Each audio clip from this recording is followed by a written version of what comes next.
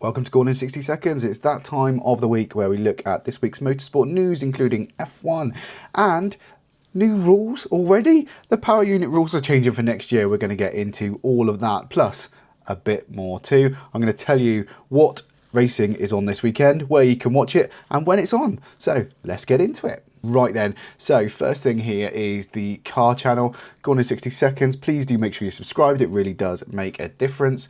Loads and loads of new videos on there, including we've got the 5 best used EVs under 10k, we've got the new JQ8 review, we've got a review on the Skywell and a Chang'an. Then next week we've got coming up another Chang'an video, we've got a Geely video. Actually, we've got 2 Geely videos because we've got both of their cars on test, so we've spent plenty of time with them, so we're going to talk about those. We've also got a Cupra Terramar coming up. That's on the drive at the moment, so loads and loads of really exciting cars that we're talking about on the channel over the next few weeks.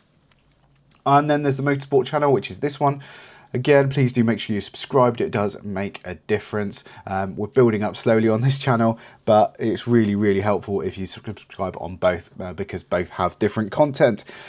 But let's get into the news. And the first thing I noticed was the McLaren hypercar. This is the McLaren MCL HY, McLaren's 2027 FIA World Endurance Championship hypercar, ultra exclusive track car revealed. So there we go. That looks absolutely stunning, doesn't it?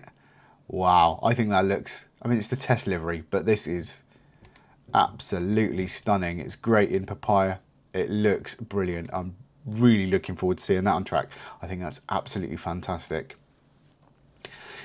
Right, F1 news. There's a few bits of F1 news I want to get into. I mean, first of all, we need to talk about the Miami Grand Prix. It was moved forwards, which was absolutely the right decision, and it's great that decision makers are making these decisions now. A few years ago, they wouldn't have made a decision for fear of getting into trouble from someone if an accident had happened, and it wouldn't have happened if such and such, and then getting sued. And that's, you know, the state that the F1 was in. They were just so worried about something bad happening that they would be too scared to do anything, and then everyone loses out. So it was the right decision.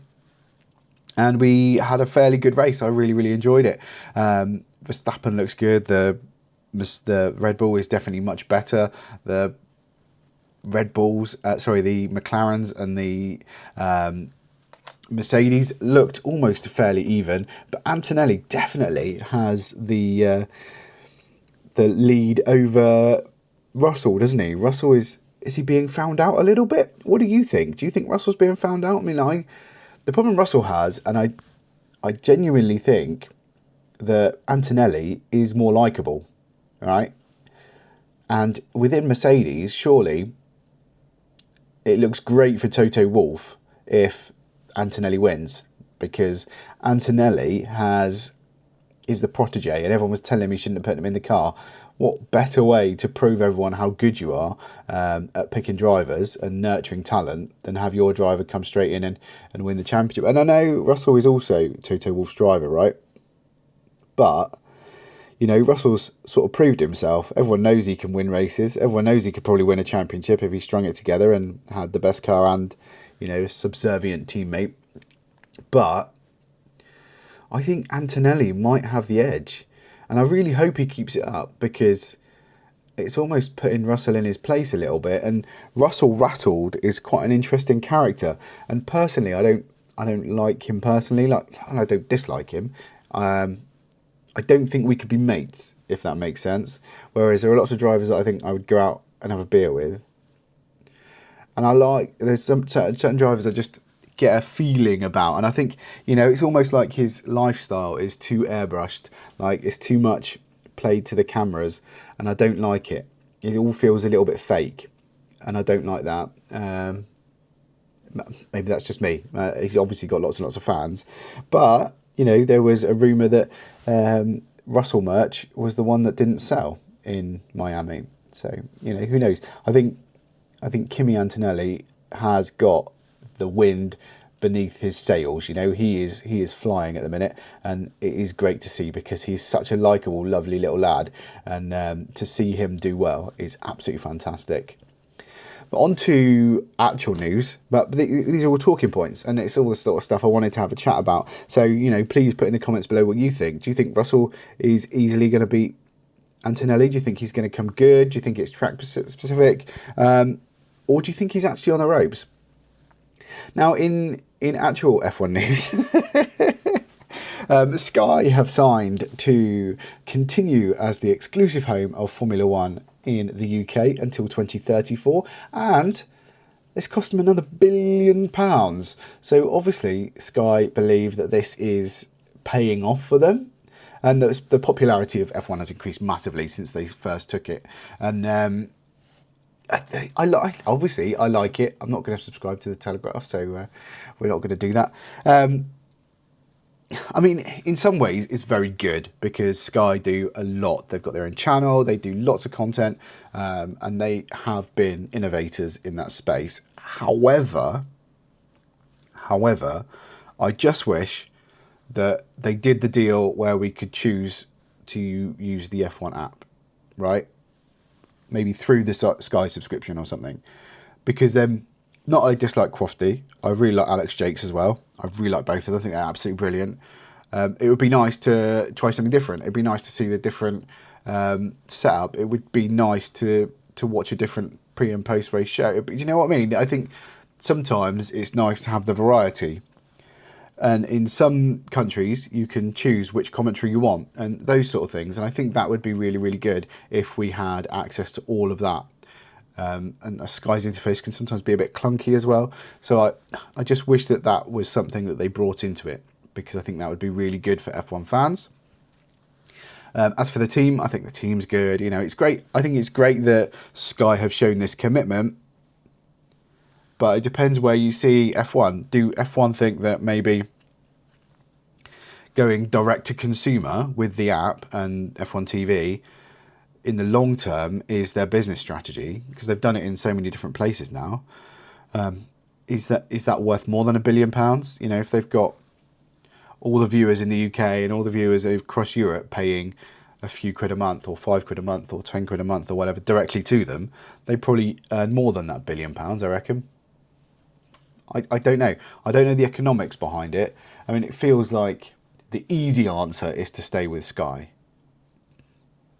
And I think that might be a little bit of a shame. Not that I dislike Sky. I think they're doing a great job. I really, really do. And I really like a lot of their on-screen talent. So that's the deal anyway. £1 billion.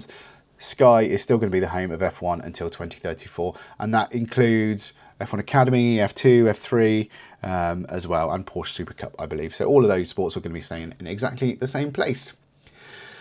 Now, I tweeted during the Miami Grand Prix that I felt that the preference given to Max Verstappen by the V-Carb driver, I can't remember which one it was now, where they just let him past, it was just really infuriating, because it just proves that this multi-team ownership thing is not even being hidden anymore. It's just absolutely shocking, I think, that it's allowed to happen, because it's a competitive advantage, and I don't think that's fair. I get Red Bull have been able to keep it separate. They've got very different cars, very different teams. That's fine. But in a sporting context, I don't think it should be allowed. Simple as that. And now it's just brazen, and I don't like it. I don't like it at all. And Mohammed bin Sulayem, as much as I think he's a complete wet fish, he is now saying that he has some thoughts on this. Do I expect him to act on it? No, because I think he likes the Red Bull empire and doesn't want to upset them, because they're pumping a lot of money into their motorsports and various foundations. But I think this needs to stop. I think the multi-team ownership has to stop, and I'm interested in your thoughts on this, because my point of view, it just shouldn't happen. It shouldn't be allowed. You know, in football, if you own two teams, they can't both be in the Champions League. They both can't be in the Europa League. Crystal Palace fell foul of that because they got, I think, relegated from the Europa League to the Europa Conference League or something, because the other team in the ownership stable was in the same competition, and there was a court case about it. I think, I'm not an expert, I think, but you just can't do it. You can't own two teams in the same competition. So, and I absolutely agree. have a team in F1, have a team in F2, you know, that's great. But you shouldn't have two F1 teams. I just don't think that's fair. And now with the values of teams, you know, they can make a mint, can't they, by selling off VCarb. But it's just not right. I don't think it's right. If you want to place junior drivers at another team, by all means, you know, that's fine. Pay, sponsor, those sort of things. Those sort of things have happened forever. But when they're in that team, they cannot be subservient to their parent team. It's just not the done thing. You know, if you have a lone player at your football club and then they're playing their original club, they don't just roll over and let them score. So you've got to police that, and I don't think you can give a competitive advantage. It's just not right. Other news, the regulations have been changed with the budget cap for engines. So power unit manufacturers who are furthest behind can spend a little bit more money. So the power unit has to be 10% worse than the leader, and then you can spend an extra $11 million. It's all in the new regulations, published and edited on the FIA's website. If you want to deep dive, I'm not going to do that here because that will be boring. But there is some big news with engines being changed for next year. And we know there were tweaks in Miami. If you don't know about those, look at the previous video. But in principle, basically, the teams, the FIA, Formula One management have all decided that there needs to be a further tweak to the regulations for 2027. And that is where the current 50-50-ish split of power unit, internal combustion engine and battery power is going to be slightly tweaked. So it's going to be 50 kilowatts more on the internal combustion engine and 50 kilowatts less on the battery, effectively. So it's just a slight tweak that just will make racing feel a bit more natural. So you're not completely governed by the battery charge and recharge, because you'll have that bit more grunt on the power unit. I think that might just be enough. I don't dislike these regulations. I do dislike the whole AI thing where the computer's telling you where to regen and push forwards and deploying that sort of thing for you. I don't think that should be allowed. But in general, I quite like the hybridization. I like the way that so much of the battery, you know, when the global march seems to be that obviously electrification is coming, but hybridization in your day-to-day road cars is becoming so much more popular. I think that is a really, really important step, because that research and development will pay off in road cars in the next few years. So it is really, really important.